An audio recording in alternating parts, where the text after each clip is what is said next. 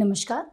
मैं हूं डॉक्टर वरुण प्रभा और स्वागत करती हूं आप सभी लोगों का अपने इस चैनल पर। आज के इस वीडियो में हम बात करने वाले हैं 4D स्कैन के बारे में, जो कि प्रेगनेंसी के दौरान कराया जाता है। 4D स्कैन मतलब कि 4 डायमेंशनल स्कैन, ये एक अल्ट्रासाउंड इमेजिंग टेक्निक है जिसको कि प्रेगनेंसी के दौरान बच्चों की जो बच्चा होता है, जो घर में पल रहा बच्चा है, उसकी रियल टाइम इमेज लेने के लिए किया जाता है। इस इन्वेस्टिगेशन के द्वारा बच्चे का हाई डेफिनेशन जो इमेज होता है वो फॉर्म होता है, जिससे काफ़ी सारी गतिविधियों के बारे में, बच्चे की एक्टिविटीज़ के बारे में पता चलता है।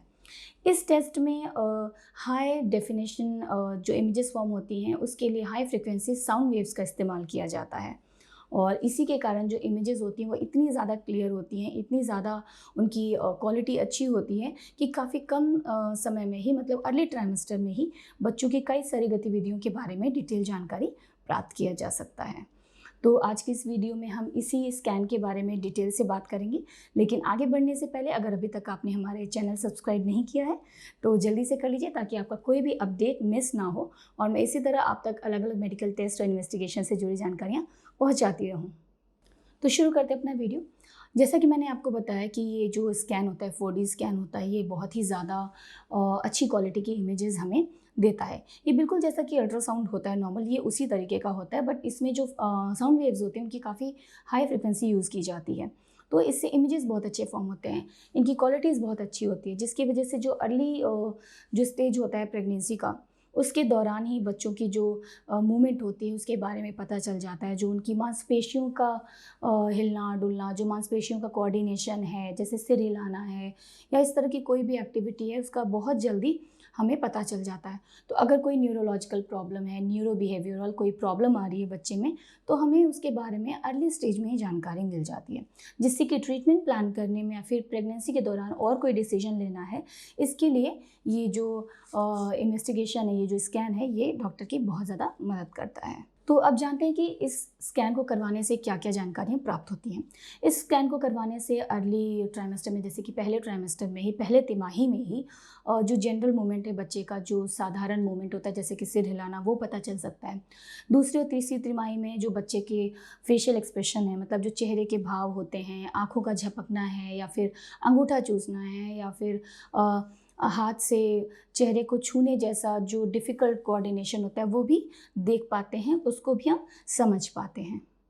तो अब जानते हैं कि ये स्कैन कैसे करवाया जाता है, इसके बारे में थोड़ी सी जनरल इन्फॉर्मेशन। तो ये जो स्कैन है, ये जो इन्वेस्टिगेशन है, बिल्कुल पेनलेस होता है, इसमें किसी तरीके का कोई दर्द नहीं होता है और जैसे नॉर्मल जो जनरल अल्ट्रासाउंड होता है, बिल्कुल ये वही होता है।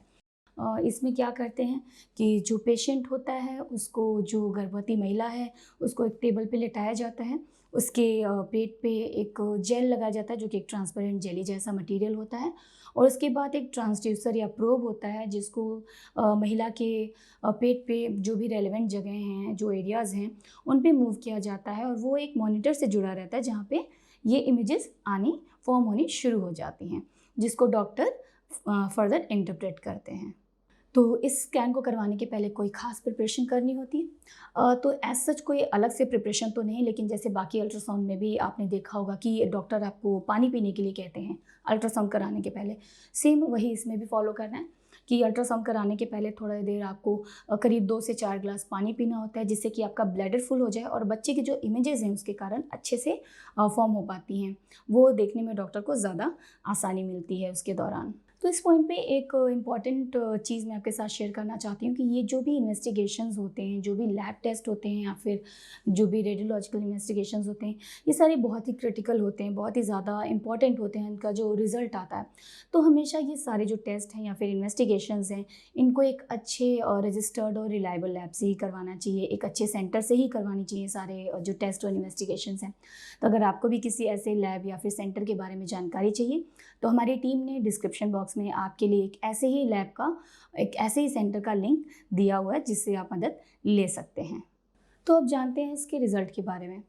एक तो जो इसकी रिपोर्ट होती है ये आपको तुरंत ही मिल जाती है। डॉक्टर पहले मॉनिटर पे देखते हैं उसको, कुछ जो आपके रेडियोलॉजिस्ट होते हैं, जो आपके गायनेकोलॉजिस्ट होते हैं, वो मॉनिटर पे ही आपका अल्ट्रासाउंड लाइव जो इमेजेस आते हैं उसको देखते हैं, उसको इंटरप्रेट करते हैं। एक्चुअली कुछ एक स्कोरिंग सिस्टम होता है जिसके बेसिस पे ही जो इमेजेस आ रही हैं, जो मूवमेंट्स उनको नज़र आ रही हैं, उसके बेसिस पे आपका जो रिज़ल्ट है एनालाइज किया जाता है, वो फॉर्म किया जाता है, फाइनल रिज़ल्ट, फाइनल जो रिपोर्ट है उसको फिर एक प्रिंटेबल फॉर्म में दे दिया जाता है, जो फाइनली आप अपने गायनेकोलॉजिस्ट के पास लेकर जाते हैं और वहाँ पे उसको चेक किया जाता है।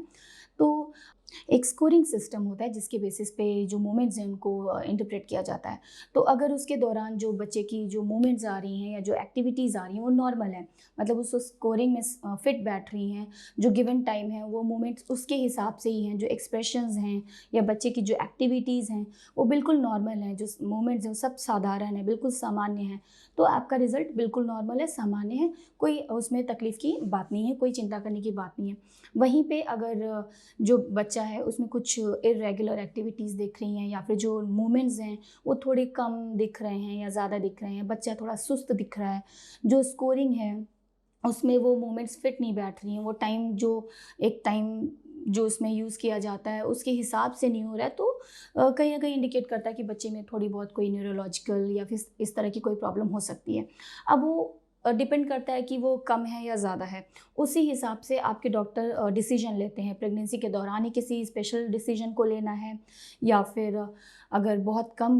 ऐसा कुछ मूवमेंट में बहुत ज़्यादा इरेगुलरिटी नहीं है तो बर्थ के टाइम पे भी फिर से ये सारे चेकअप्स किए जाते हैं। फिर 2 साल का जब बच्चा हो जाता है उस दौरान फिर से चेक किया जाता है, और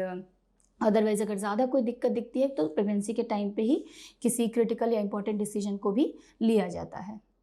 तो अब हम समझ सकते हैं कि इस स्कैन को करवाने से कई सारे न्यूरोलॉजिकल डिसऑर्डर्स के बारे में पहले से ही हमें पता चल सकता है। सेरिब्रल पैल्सी है, फिर स्पाइना बिफिडा है, इस जैसे कंडीशंस के बारे में भी पता चलता है। बच्चे का जो न्यूरो बिहेवियरल डेवलपमेंट है उसके बारे में पता चलता है। तो ओवरऑल अगर हम इन शॉर्ट समझें तो इस स्कैन के द्वारा बच्चे की जो फिज़िकल और ओवरऑल न्यूरो डेवलपमेंटल एक्टिविटीज़ हैं उसके बारे में हमें पता चलता है कि वो नॉर्मल हैं या फिर एबनॉर्मल हैं या फिर कोई इरेगुलरिटी है वहाँ पे। और उसी के बेसिस पे डॉक्टर जो होते हैं आपके वो कोई भी डिसीजन लेते हैं। फर्दर आपके प्रेगनेंसी में कोई और ट्रीटमेंट प्लान करना है या दोबारा स्कैन करवाना है या बर्थ के टाइम पे कुछ स्पेशल डिसीजंस लेने हैं, वो सारा इसी स्कैन के द्वारा जांचा जाता है और डिसाइड किया जाता है। तो मैंने इस वीडियो में 4D स्कैन के बारे में आपसे जानकारियाँ शेयर की। उम्मीद करती हूँ कि इसको लेके जो आपकी भ्रांतियाँ होंगी वो दूर हुई होंगी, आपकी अंडरस्टैंडिंग इसके टुवर्ड्स बढ़ी होगी। उसके अलावा भी अगर आपके मन में कोई और क्वेरीज़ हैं या फिर आप कोई सुझाव देना चाहते हैं तो कमेंट बॉक्स में जाके हमें